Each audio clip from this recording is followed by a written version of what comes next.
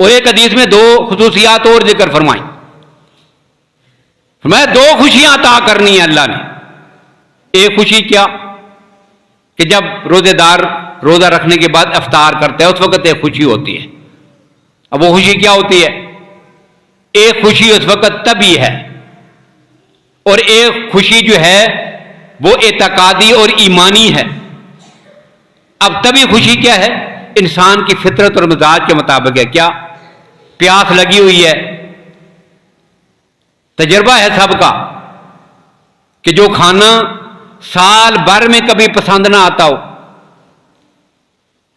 رمضان کی افطار کے وقت اگر صرف وہی کھانا لا کے دے دیا جائے، مثلا کسی کو دال پسند نہیں، کسی کو کوئی ساگ پسند نہیں، کوئی کھانا کوئی ڈش پسند نہیں ہے، اگر اس شام کو وہ بھی لا کے رکھ دی جائے تو کتنے مزے سے کھائے گا۔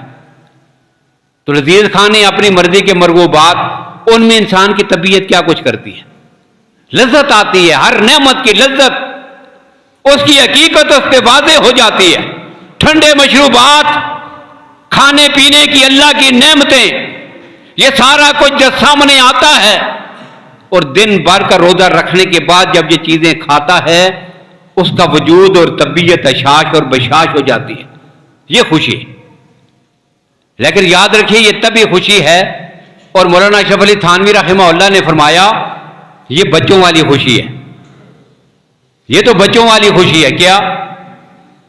بچوں کو ٹافی دے دو بچہ خوش ہو جاتا ہے، مٹھائی اٹھا کے دے دی بچہ خوش ہو جاتا ہے، 5 روپے دے دی، ایک نوٹ نکال کے دے دیا بچہ خوش ہو جاتا ہے۔ یہ بچوں کی خوشی ہے۔ اللہ کے نبی اس سے آگے کسی اور بات کی طرف اشارہ فرما رہے ہیں، اور بات کیا ہے؟ نبی اکرم صلی اللہ علیہ وسلم نے افطار کے وقت کی جو دعائیں ذکر فرمائی ہیں بہت ساری ہیں، ایک نہیں، حدیث میں کئی دعائیں ہیں۔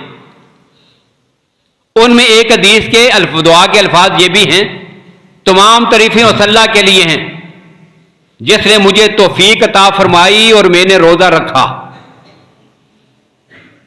وفقنی فصمت، الحمدللہ الذی وفقنی فصمت ورزقنی فافطرت۔ تمام تعریفیں اس اللہ کے لیے ہیں جس نے توفیق عطا فرمائی تو میں نے روزہ رکھا، اور مجھے رزق عطا کیا تو اس کی نعمتوں کو کھا کے افطار کر رہا ہوں۔ یہ دعا ہے۔ اب یہ دعا تلقین فرمائی، اب اس دعا کو سامنے رکھ کر اس جملے کا معنی بھی واضح ہو جاتا ہے۔ معنی کیا بنے گا؟ افطار کے وقت کیا خوشی ہوتی ہے؟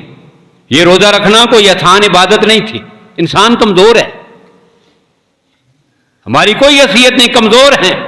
اب روزہ رکھیں گے، اب یہ بھی ہو سکتا ہے آدمی بیمار پڑ جائے، روزہ رکھا طبیعت خراب ہو گئی، روزہ نہ رکھ سکا، تھوڑی دیر کے بعد توڑنا پڑا۔ اور یہ بھی ہے کہ انسان جو ہے اس کا ذہن الٹ ہو اور خود بخود جو ہے وہ کسی غلط خیال میں پڑ کر روزہ توڑ ہی دے،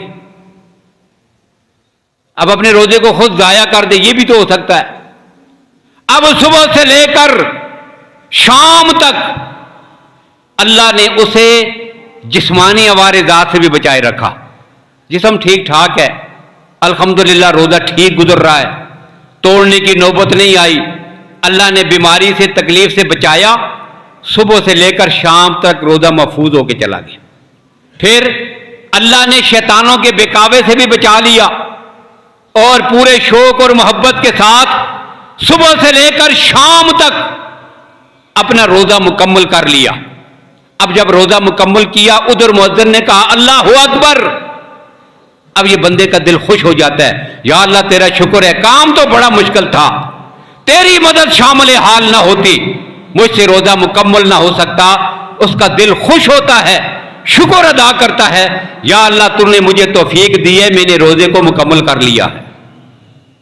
ایک خوشی یہ ہے، اور ایک خوشی اللہ کے نبی صلی اللہ علیہ وسلم نے ذکر فرمائی، کل قیامت کے دن جب اپنے رب سے ملاقات کرے گا،